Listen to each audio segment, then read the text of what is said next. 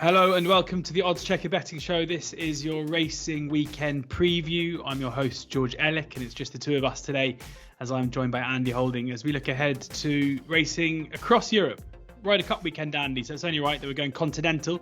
We're going to look at Newmarket on Saturday, and then we're going to go over to Longchamp, of course, on Arc Day on Sunday. So plenty to get stuck into. But Andy, before we do, how are you? Okay.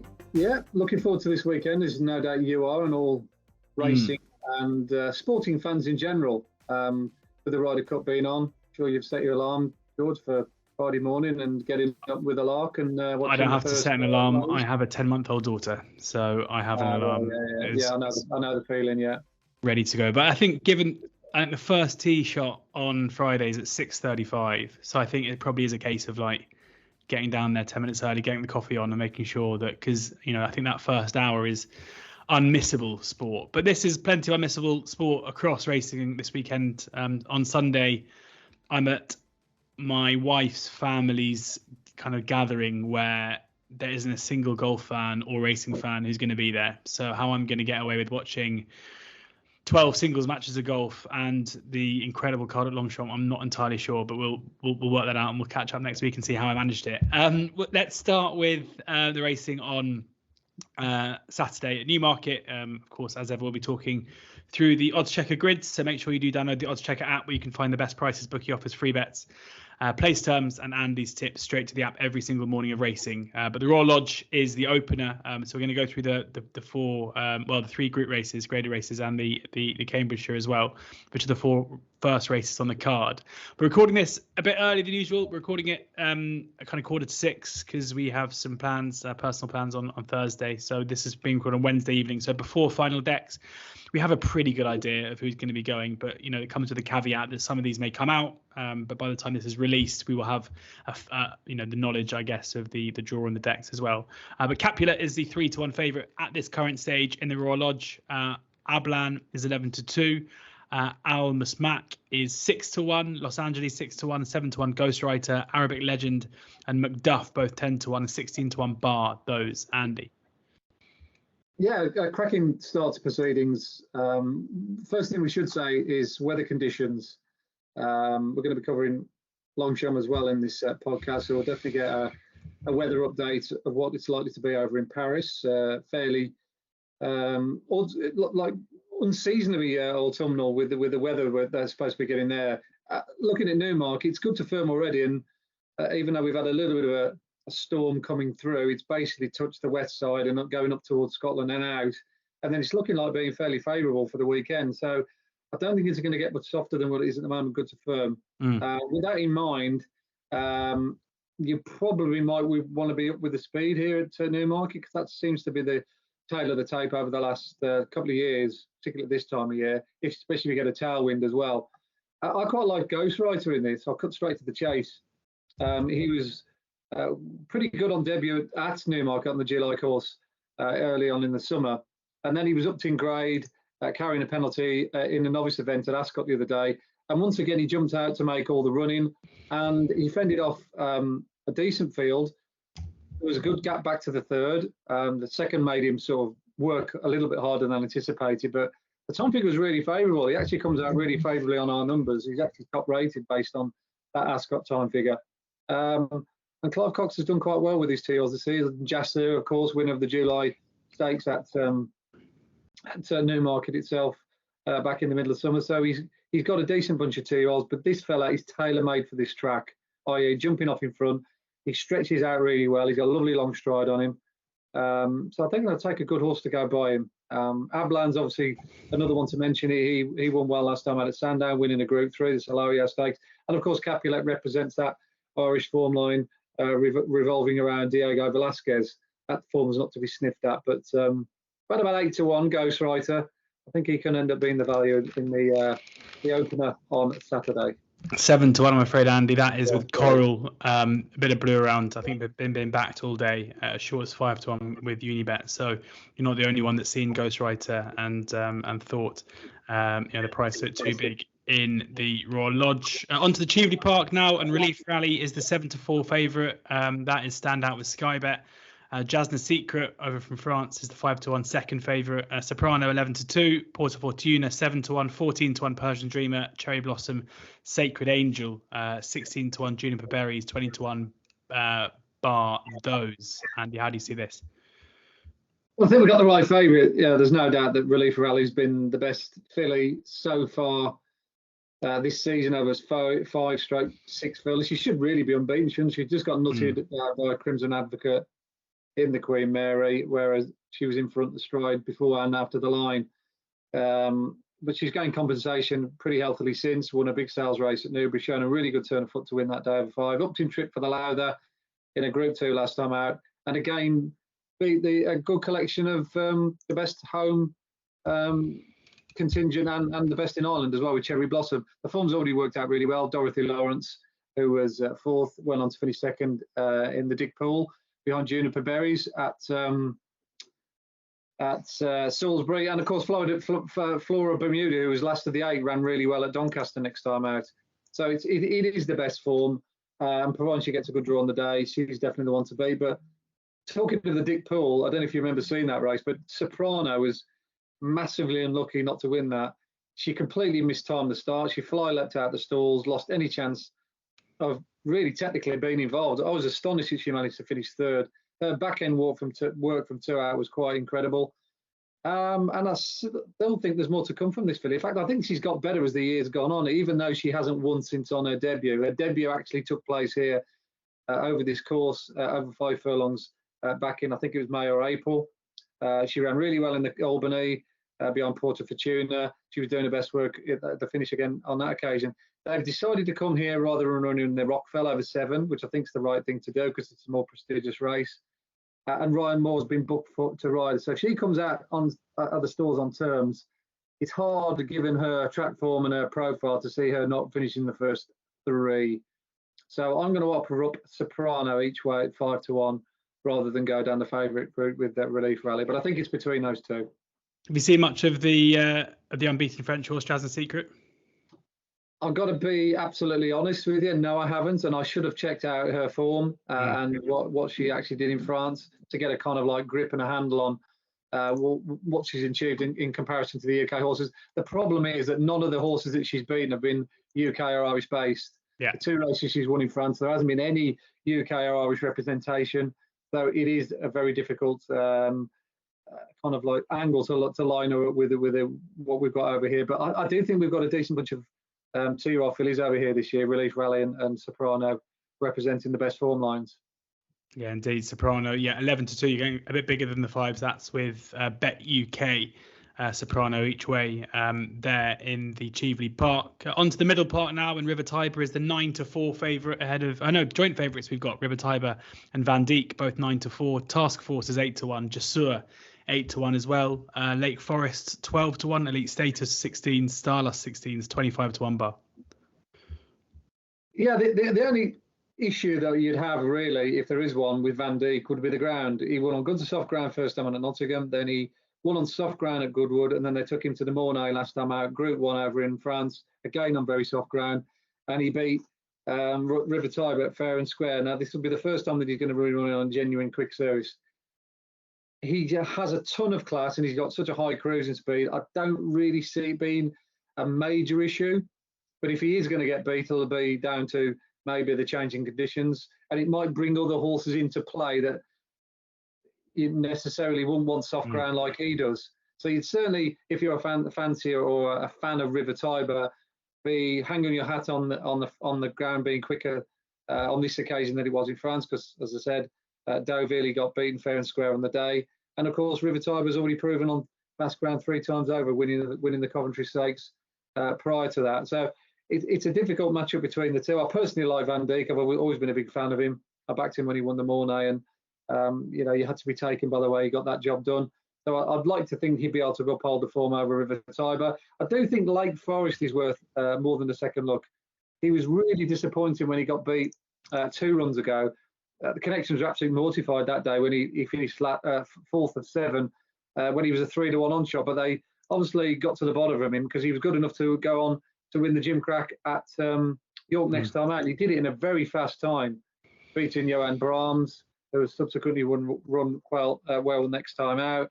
And he showed a really good turn of foot that day. He did the quickest sectional from 3 out. So I do think 12-1 is massively overpriced for Lake Forest. I think he's hugely underestimated. So 12-1, again, I'm going to be looking for a little bit of value here, away from the front end of the market, of which I think Van Dijk dominates, and he's the right favourite.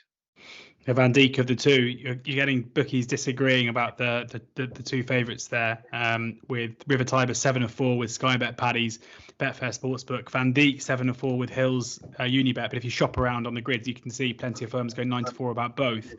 But Lake Forest, the selection there for Andy, 12-1 pretty much across the board with all major firms on the oddschecker grid. So Lake Forest, the one to take out ahead of the Middle Park. The final race we're going to preview at Newmarket before we cross the channel is the Cambridgeshire, the big handicap. Again, this will obviously cut up a fair bit tomorrow, but I think we can be fairly sure that the market principles should be going. Greek Order is 9-2 and his favourite. Dual Identity 10-1, Oviedo 12-1, Liberty Lane 16s, Saga 16s, Astro King 16s, 20-1 Merlin the Wizard, and Bo Pedro, loads of horses 25-1. Tawada, Johan, Terenian Sea, Haunted Dream, and others. Andy, who are your one or two against the field, I guess, for the Cambridgeshire?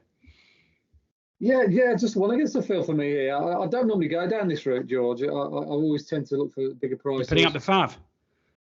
Pardon? You're putting up the fav. I am, yeah. I think this is a really good horse, George. Yeah, I mean, when that phrase "group horse in a handicap" is bandied around, it tends to be a little bit 10 a penny, and it's a phrase that is used kind of like a little bit too often and not sparingly enough, because it doesn't often ring true. But the two horses that I think had a similar profile to this horse when they came into the Cambridgeshire made a mockery of their handicap mark. They were Wissa Hicken, that John Gosden trained many years ago, and also John Gosden trained Lord North, who absolutely made a mockery of his mark before going on to be a genuine Group 1 horse. I'm not saying Greek Order is going to be a Group 1 horse, but he's definitely going to be running in Pattern Company sooner rather than later. That performance of his at Newbury was visually spectacular. He was held up at the back door, ridden very confidently in a well-run race. And then when he asked him to quicken, boy, oh boy, did this horse really engage and literally take off inside the last 2 furlongs. He won in the style of a very, very smart horse. The horse that he beat that day, Maximilian Caesar, went on to boost the form, didn't he, at Doncaster, if you recall. So we've already had an endorsement off the second who got well and truly put in his place. This horse hit the line very strong. He's been given a mark or raced to a mark of 95. I don't think this is anywhere near catching up with this horse. I think he's at least 105 or 110. So if he does get beat on Saturday, it will be down to the draw, i.e. if he's drawn on the wrong side, he doesn't follow the right pace through, and he ends up perhaps beating his group, but not beating the group that ends up having the pace or stronger gallop around them. But if he is drawn on the right side and he follows the right horses through, I think he'll win, because there just doesn't appear to be too many other horses in this race that are potentially as well treated as him. I mean, you've got the likes of Dual Identity, Oviedo, Astro King. We all know where we stand with those horses. I'm a big fan of Dual Identity, who should have won this race last year, but he got drawn on the wrong side. But he's rated the same as Greek Order, but I can't have it that these two are the same horse based on the ratings. I mean, Greek Order have beat Dual Identity in a match race 10 times out of 10. So like I said, it's a complicated race. You're going to get 33 runners stretched right across the track, and you think taking 4-1 about a horse in a race like that is absolutely crazy. But that actually might not be the worst option come sort of 4:50 on Saturday. I say 4:50 because it usually takes them about 5 minutes to load them all up. Yeah. It's never the Cambridgeshire and the Cesaro, which are renowned for never being off on time. That's probably the strongest bet of the Cambridgeshire. But the second strongest is Greek Order. I think will win it. Oh, Andy, I don't think you can be a high horse about being on time after today, but the audience don't know about that. Creek called a 9-2 favourite in the Cambridgeshire. With Bet365, we're currently 5 places, and Sky Bet, who are 4. There'll be plenty of places out on the day as well, so keep your eyes peeled for that. Over to Longchamp we go, and we are going to focus on Sunday, but because there is a very British feel to the Prix de Cadran, we'll have a quick look at that on Saturday with Truchan having, Andy, you said when we did the preview a couple of weeks ago that maybe we'd seen the best of Truchan, and Truchan's days were not over, but numbered in terms of being at the top level. But produced a scintillating display as 11-10 to do the same here ahead of Emily Dickinson, who's 9-4. Run for Oscar 8-1, Scazino 12-1, 25-1 Moonwolf, and Vers Liberté. Yeah, I mean we've always been fully paid up members of the Truchan fan club, haven't we, George? He's probably one of the horses that we've talked about the most over the years since we've been doing these. Most of the time as a non-runner, we've always had to put the caveat in. Yeah, say that if he runs and if the ground changes and if it's soft ground, then he's got a chance. But as we saw at Doncaster last time out, there's still fire rages in his belly when it looked as though perhaps he might be, going out like a bit of a damp squib. His 2 runs prior to that weren't anywhere near the level that he's normally capable of. But he had a little bit of wind surgery, didn't he, going into Doncaster? I think that helped him. He did really well to win, considering how hard he pulled in the early part of the race. I think Alan King was documented afterwards. He was tearing his hair out and fearing the worst. But such is the horse's quality and willing to battle, he managed to offset that negative. And in the end, win quite easily, beating Sweet William, had run well in the Ebor, and more importantly, his old foe Coltrane, who uncharacteristically ran a poor race on Town Moor for one reason or another. But it means this horse comes here on a crest of a wave, and more importantly, fresh as well. He won this race 2 years ago, back in 2021, if you recall, when the ground was soft, and that is very much the key to him. I'm actually quite surprised that he's the price he is. When you look at the field, you think, well, Emily Dickinson, she's a commendable horse, but is she good enough to be a top-class Truchan on his day? Run for Oscar, he'd need the ground to dry out really significantly. They're currently calling it soft over in France. I know the forecast is favourable, but I still think there'll be a sufficient enough ease in the ground for Truchan to be at his best, and not for Run for Oscar not to be at his best. And the other 3 French horses, well, the French stayers for the last sort of decade haven't been anywhere near good enough. I think the English and the Irish take this race virtually every year, don't they? Without fail. So I don't see that trend being booked either here. So I actually think 11-10 for Truchan, providing it's going to be on the soft side come Saturday, is not a bad price. Truchan 11-10 with Sky Bet, Hills, Betfred, Quiddenbet, Betway, and Bet Goodwin. So a few firms there, 11-10 about Truchan. And now time to look at Sunday's racing at Longchamp, and we're going to kick off with the Arc. It is, of course, Arc Day, and Ace Impact is the 7-2 favourite for the Arc this time around at the time of recording. Hucum, long been a friend of the pod and a horse you put up a few times, Andy, now 9-2, second favourite for the Arc. Who'd have thought that? I guess 18 or so months ago. Continuous 13-2, Westover 7-1, Feed the Flame 10-1, Bay Bridge 14-1, Fantastic Moon 14-1. Through 7C, 16-1, 20-1 bar those. I mean, the big caveat, obviously, when looking at this and doing an Arc preview, is that we don't know the draw, and the draw is significant. But looking at the market as it is now, Andy, who seems like value to you? The 2 value bets in the race are definitely Westover and Bay Bridge. I did a anti-post piece for oddschecker on I think it was Monday or maybe Tuesday, just like a preliminary look without sort of going overboard, because, as I said, you can't make a too hard and fast judgment until you've seen the draw. I mean, if you're drawn 15-15, for instance, then you wouldn't really necessarily want the bet, particularly at the prices we're going to be talking about now. Ostensibly, you want to be looking at a draw between 1 and 7.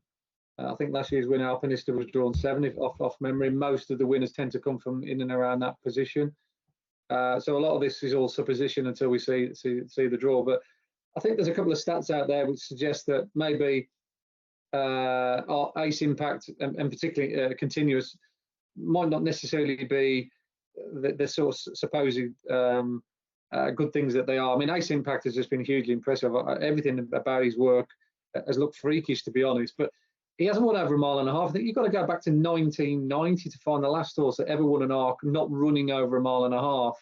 I mean, he looks as though he'll get it. He threatens to do so, but until they do it, then there's always an element amount of guesswork. And 3-year-old colts have also got quite a poor record in this race, plus the fact that St. Ledger winners don't often double up. So I'd be looking to get against Continuous big time. I think of the 3-year-old colts, he's the most likely to struggle, given that the ground's going to dry out significantly. And I think it'll play into the hands of the older horses with a good turn of foot and proper mile and a half form. He looks like a mile 6 horse. Westover just didn't handle the ground in this race last year, getting onto him.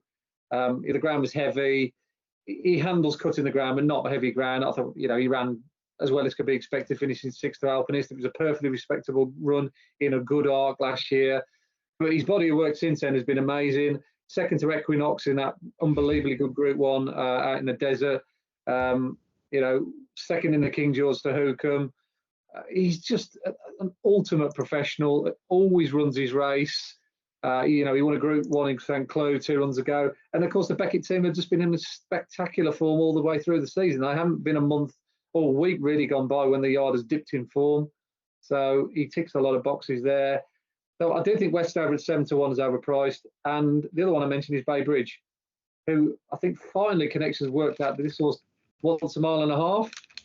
He's been doing well over a mile and a quarter because he won the Champions Stakes on Quick Co Champions Day last year over a mile and a quarter. To say he's not a mile and a quarter horse would be folly, but I was really impressed with him when he stepped up 2 furlongs last night at Kempton. He clocked a massive figure in the same race that Enable won before she came on to win at the Arc de Triomphe 2021. So I do think that Bay Bridge again, he's another one that's overpriced. So the way I'm going to play this, providing they're drawn well on the day, would be Westover and Bay Bridge at their respective prices. Bay Bridge 14 to 1. That's with William Hill and Coral. Westover 7 to 1. That is with Skybet and Ladbrokes. They are the places you can back. And these 2 selection in the 2023 Prix de l'Arc de Triomphe on Sunday. The quality racing, of course, follows the Arc. We've got 3 more races we're going to cover here: the Prix de l'Opera, Le Prix de la Forêt, and the Prix de la Baie. Blue Rose 10 is the 2 to 1 favourite in the Prix de l'Opera.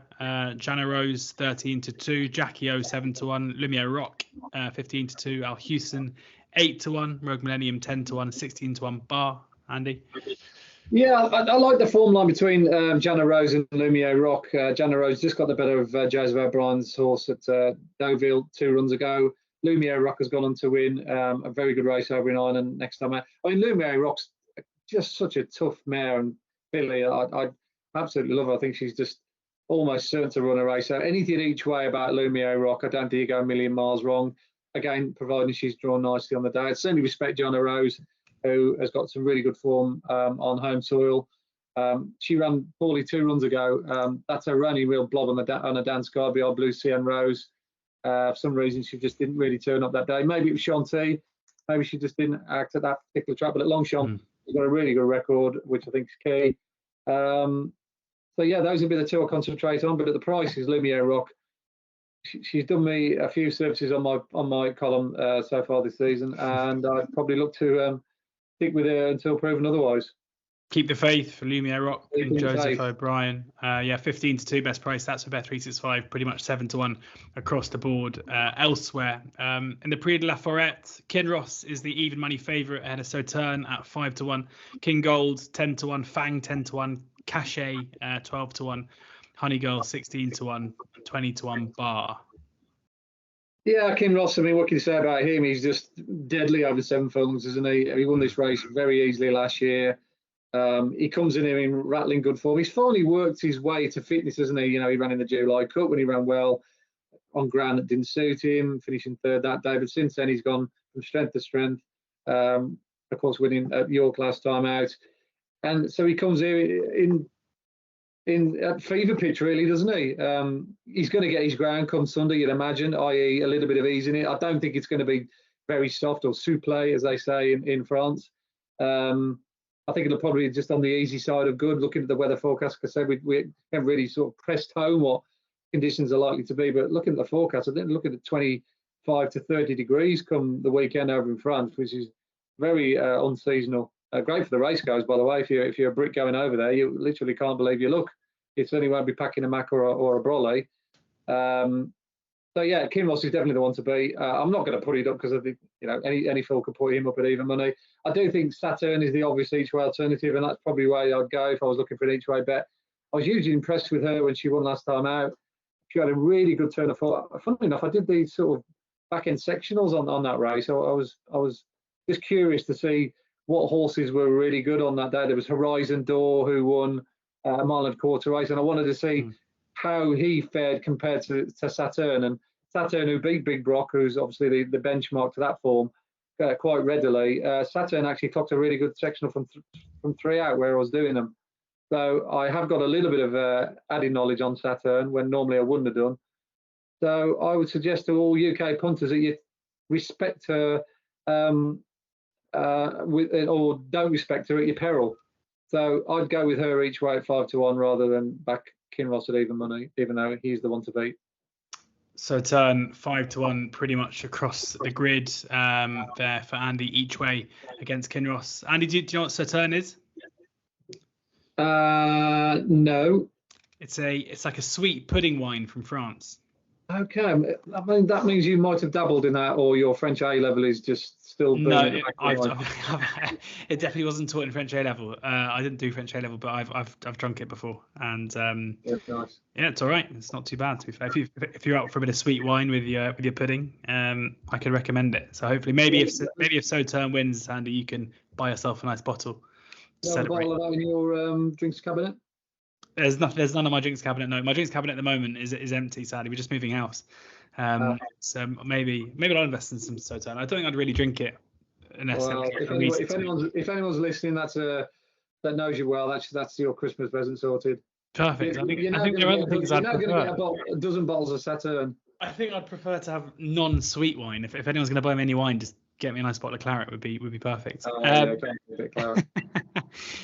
Final race we're going to preview here is the Prix de l'Abbé. Highfield Princess is the 130 favourite with Coeur de Pierre is 8-1. Go Atletico is 10-1, as is Moss Tucker, and Rogue Lightning 12-1. Art Power 16s, Get Ahead 16s, Equality 16s, and plenty more. This is cut up a fair bit. But at the top market, Highfield Princess, another horse we've spoken about a lot over the course of the year. The short 5-2 elsewhere, but 130 stand out with Hills, Andy. Yeah, I mean, this division has just been basically up for grabs and wide open all season. You get one horse beaten, another beaten, another. Highfield Princess.